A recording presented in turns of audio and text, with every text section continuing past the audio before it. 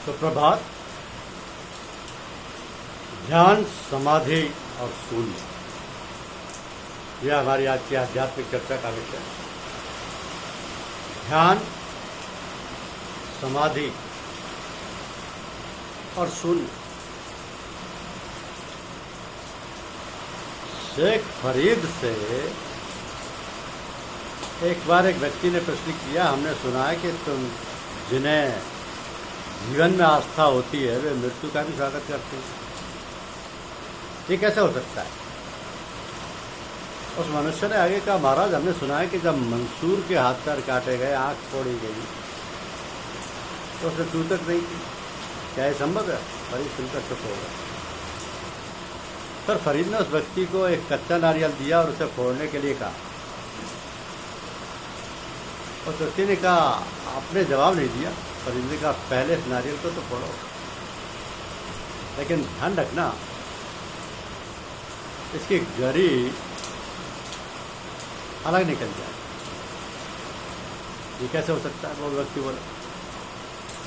संत ने तब एक दूसरा सूखा नारियल देते हुए यही बात कही। उस व्यक्ति ने नारियल फोड़कर गरी निकालकर उनकी समझ लगी। तब संत ने उससे पूछा, इसकी गरी कैसे निकल आई? उस व्यक्ति ने कहा, वो सूखी थी इसलिए खोल से अलग थी और निकल आई। तो फरीद ने कहा, तुम्हारे प्रश्न का भी यही उत्तर है। आम लोगों की आत्मा शरीर रूपी खोल से जुड़ी होती है। इस कारण जब उनके शरीर को चोट पहुंचती है तो उन्हें बड़ी पीड़ा होती है। किंतु जीवन के परम सत्य को समझने वाले अपनी आत्मा को अपने शरीर रूपी खोल से अलग रखते हैं। तो यातना देने पर भी उन्हें ना पीड़ा होती है ना बनी। ईश्वर या ब्रह्म प्राप्ति के साधनों के संबंध में अनेक महापुरुषों द्वारा अपने अनुभवों को बताया गया, लेकिन अंतिम लक्ष्य स्थान सभी का एक ही है। एक बात विशेष रूप से सभी मार्गों और महापुरुषों में अवश्य देखी जाती है कि बिना गुरु पथ प्रदर्शक के किसी भी मार्ग पर चलना संभव नहीं। जब मनुष्य गुरु के माध्यम से उसकी बताई विधि के अनुसार कार्य करता है, तब ब्रह्म तक पहुंचने का मार्ग सरल हो जाता है।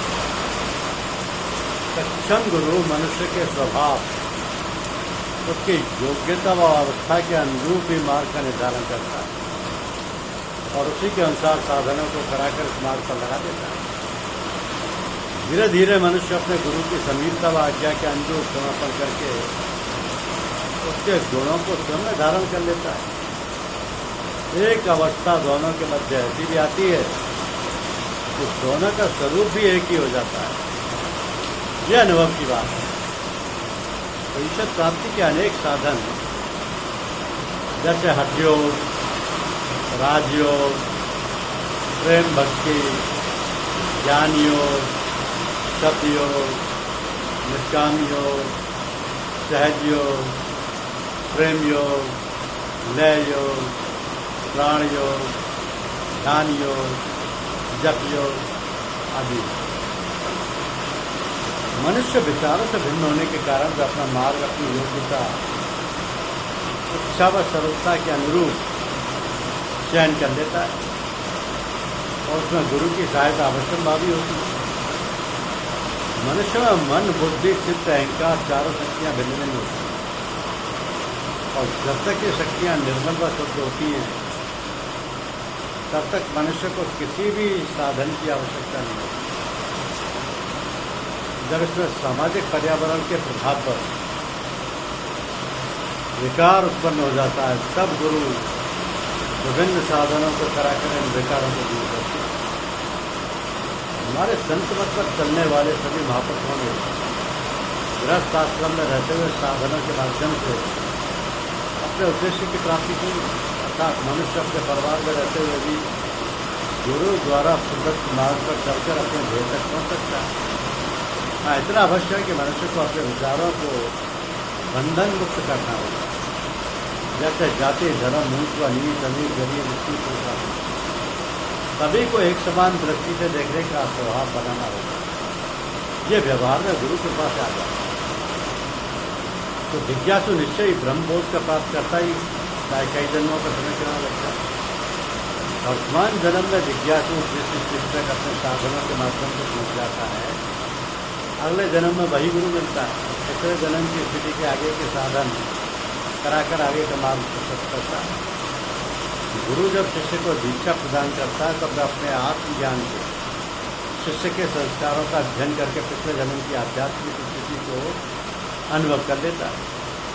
फिर उसके अनुसार ही जिज्ञासु का मार्ग निर्धारित करता है। तो जिज्ञासु की 4 शक्तियाँ मन, बुद्धि, चित्त और अहंकार आती। इन 4 शक्तियों में मन सबसे अधिक प्रबल और शक्तिशाली होता है। इसकी चंचलता व गति वायु गति से विकसित होती है। इसका कारण यह है कि मन 4 शक्तियों का केंद्र होता है, अतः इस पर अंकुश व नियंत्रण करना असंभव सा प्रतीत होता है। मन में रजोगुण व तमोगुण की अधिकता होने के कारण जिज्ञासु इसके अधीन रहता है, लेकिन सतगुरु के प्रताप से जब इस पर चोट की जाती है, तब इसकी गति सतोगुण की ओर हो जाती है तथा निरंतर साधना व प्रयास से गुरु के बताए मार्ग या विधि पर धीरे धीरे सतगुणों की ओर चलने लगता है। तो पक्षी मन चंचल भयो बेग न थामो जाए, गुरु के ठोकर खाए कर तुरंत वहाँ रुक जाए। मन के सतगुणों से पूर्ण होने पर बाकी शक्तियाँ चित्त, बुद्धि, अहंकार पर आसानी से नियंत्रण हो जाता है। मन के नियंत्रण में आने के बाद चित्त स्वतः नियंत्रित हो जाता है, क्योंकि मन में बहुत घनिष्ठ संबंध होता है। दोनों में बहुत घनिष्ठ संबंध होता है। मन तो संकल्प और विकल्प करने वाली शक्ति है, और चित्त जीवात्मा में विचारों की उत्पत्ति तथा नए विचारों को जन्म देता है। तो मनुष्य की वृत्तियाँ ऐसी चित्त में निवास करती हैं, यहीं पर मनुष्य के अंतःकरण की जड़ें होती हैं। मन, बुद्धि, चित्त व अहंकार से ही मनुष्य का अंतःकरण बनता है। अर्थात अंतःकरण की शुद्धता बनाए रखने के लिए मन और चित्त को शुद्ध बनाए रखना जरूरी है, जो कि निरंतर साधन व अभ्यास से संभव हो जाता है। तो बुद्धि और अहंकार दोनों ही स्वयं मन चित्त के अनुरूप हो जाते हैं। गुरु का कार्य जिज्ञासु का अंतःकरण साफ करना होता है, जो कि जन्म जन्मांतर के गंदगी व कालिमा से भरपूर होता है। इसलिए परम संत महात्मा रघुवर दयाल जी ने स्वयं को धोबी व बन्नी की संज्ञा दी है। जिज्ञासु के चित्त का स्वभाव परिवर्तित करके, यानी एकाग्र करके, उसके अंतःकरण को शुद्ध किया जाता है। अब जिज्ञासु के चित्त को रजोगुण व तमोगुण से हटाकर सतोगुण पर लगाया जाता है, और वहीं से चित्त स्वतः निर्विकार आने लगता है और योग की क्रिया आरंभ हो जाती है। तो वृत्तियों को रोकना ही योग है। वृत्ति के स्वरूप को जानने के लिए हम एक बिंदु को वृत्ति कह सकते हैं, और अनेक बिंदुओं को वृत्तियाँ कहा जा सकता है। अर्थात वृत्ति की कोई भी लंबाई व चौड़ाई नहीं होती। यदि इन बिंदुओं को आपस में जोड़ दिया जाए तब रेखा बन जाती है। यही विचार है। यही विचार जिज्ञासु के अंतःकरण में उठने लगते हैं, और साधन व गुरु कृपा से जिज्ञासु पुनः एक बिंदु पर आता है। इसी प्रक्रिया को निरंतर करने से जिज्ञासु विचारों से मुक्त हो जाता है, अर्थात ठहराव की स्थिति आ जाती है और साधन समाप्त हो जाती है। इसके पश्चात की स्थिति को समाधि की संज्ञा दी गई, अर्थात धीरे धीरे चारों वृत्तियों के ठहराव के बाद मनुष्य समाधि की ओर बढ़ने लगता है। ऐसे स्थानीय स्थिति में जिज्ञासु को तत्व ज्ञान यानी ब्रह्म का अनुभव होता है। शरीर स्थिर हो जाता है, बाहरी ज्ञान व ज्ञान प्रभाव का अनुभव नहीं होता है, और आंतरिक ज्ञान अनुभव में रह जाता है। अर्थात मनुष्य को मनोमय कोश समाप्त हो जाता है मनुष्य, तथा जिज्ञासु ज्ञान यानी विज्ञान में कोश में प्रवेश कर जाता है। ऐसे ही जीवन मृत्यु की स्थिति भी कहते हैं। यही योग की स्थिति है। विज्ञान में और ज्ञान में कोश को सूर्यलोक भी कहते हैं।